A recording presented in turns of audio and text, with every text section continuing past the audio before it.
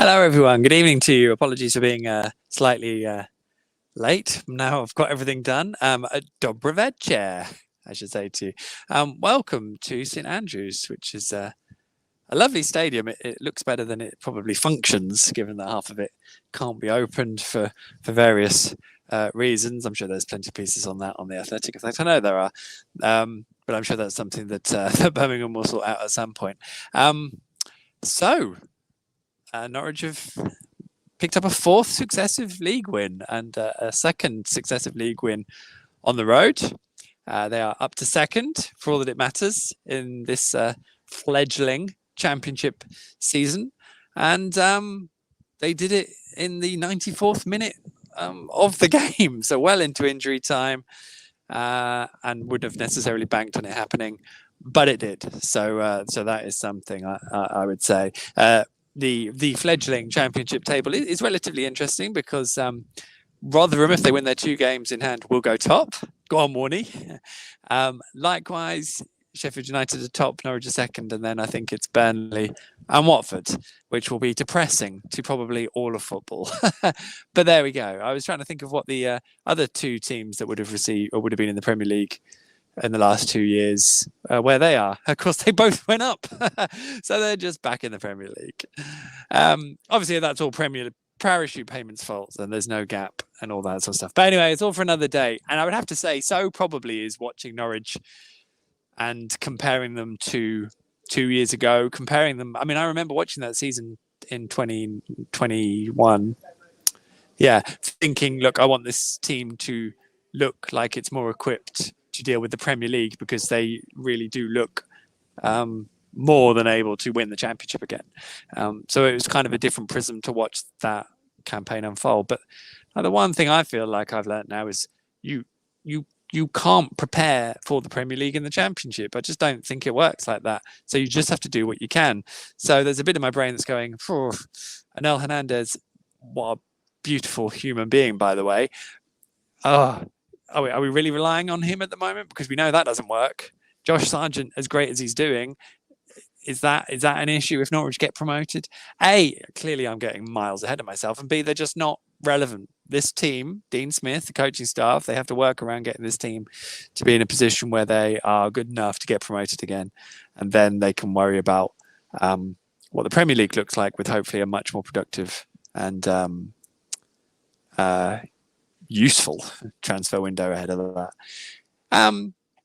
If that all happens, as I said, massively racing ahead of myself because ultimately Norwich weren't that good tonight, really. Again, the caveat is I honestly think you can draw a line through 90% of this division. It's just not very good. You know, Norwich will win most of their games in second gear because I just don't think, there's a lot of hustle and bustle and they're not the easiest places to come to. And, the officiating can be a bit random and you never quite know what you're going to get. And Mr. Keith Stroud is the absolute epitome of championship refereeing because he's just sort of there in the middle doing stuff. And you're like, whoa, what are we going to get this time? What are we going to get for this decision? Not quite sure. Neither is he until he sort of produces a card or points in the direction that he's decided. And some people, most of my podcast colleagues, like the fact that VAR doesn't correct some of that stuff. And so that's fair enough, but it's just a bit weird. But, every team, I know Norwich have not really played top teams in this division yet, but, there are probably going to be 5 or 6 of them max. Looking at it, even now, there is no way Norwich should be finishing outside the top 6 this season, even in second gear. I can honestly say that because, Birmingham's play in the final third just so poor, and Norwich lost to Hull and they lost to Cardiff, but as I maintain they should have been about 3-0 up really on any normal day before Hull even got a sniff of being able to win that game, and Cardiff, as I said at the time, a million miles off it, and they were both away games. Wigan stuck at it, but they were incredibly fortunate to leave with a point, and they were probably Norwich's worst performances. So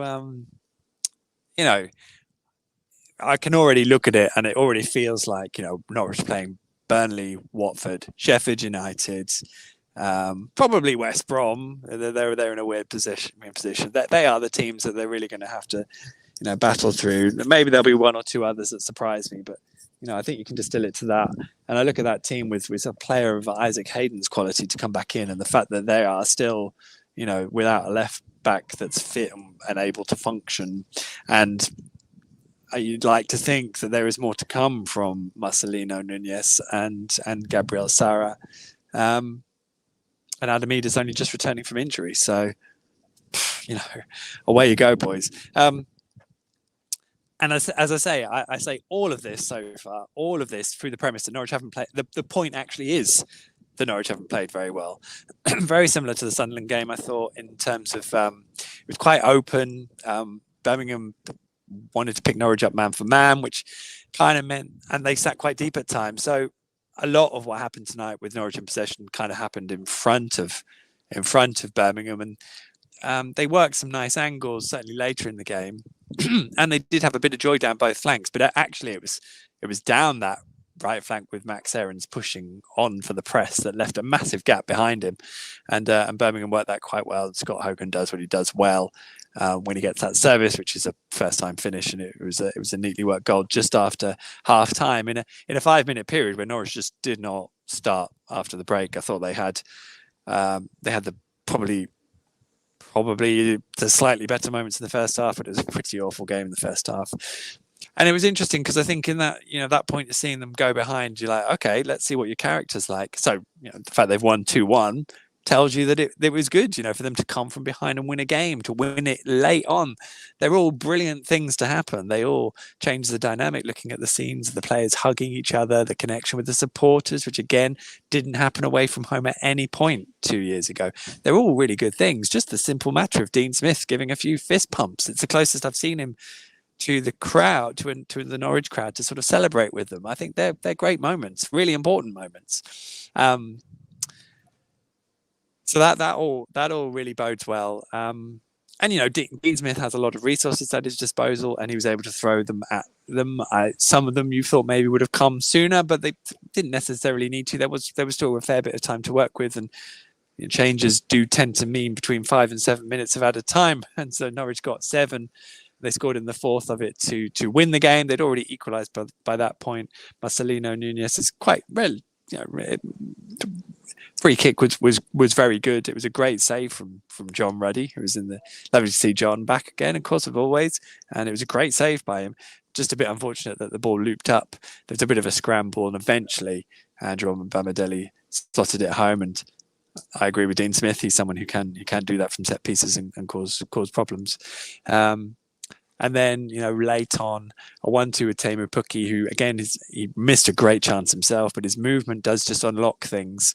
And Onel Hernandez had been really, really effective and impactful once he came on the left. He then sort of ended up on the right and was very quiet and not in the game at all. And I was annoyed about that because it seemed to nullify one of the chief threats Norwich were carrying. But his goal comes from him playing the ball into Pukki and then running off his right and then into the box to slot home, which is something he did very well. And it was quite similar to his late goals. One of them, I can't really remember them, here in the 2-2 draw at the start of the 2018-19 season. So, as I said, it's just brilliant for Onel, regardless of where he is and everything. That today is where he is best at the moment. And he's got just a wonderful attitude, and he's someone you really do want to do well. And today was a great example of it, because he took his chance. And Aaron Ramsey took his chance at Sunderland with a brilliant assist.